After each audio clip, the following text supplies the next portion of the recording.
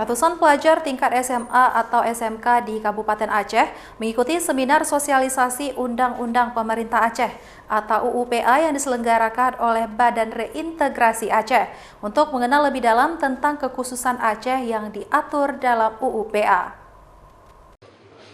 Dalam seminar satu hari ini, pelajar dibekali tentang sejarah dan semangat perjuangan Aceh yang telah melahirkan kekhususan Aceh yang diatur dalam UUPA seperti yang dinikmati oleh seluruh rakyat Aceh saat ini.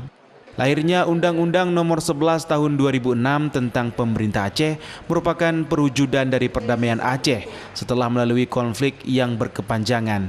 Setelah beberapa upaya perdamaian juga sempat mengalami jalan buntu dan akhirnya terwujud usai bencana tsunami Aceh pada 2004 silam.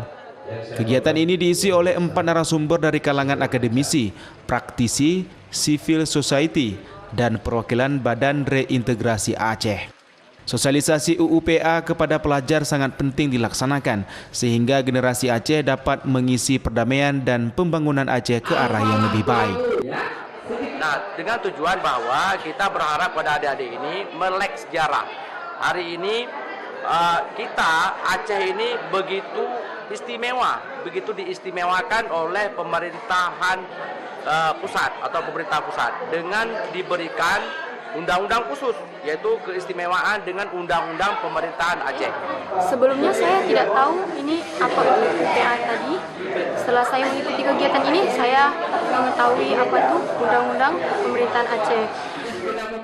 UUPA merupakan undang-undang yang mengatur pemerintahan Aceh sebagai pengganti Undang-Undang Otonomi Khusus dan menjadi bagian dari perwujudan kesepakatan damai antara Gerakan Aceh Merdeka dengan Indonesia yang dikenal dengan MOU Helsinki.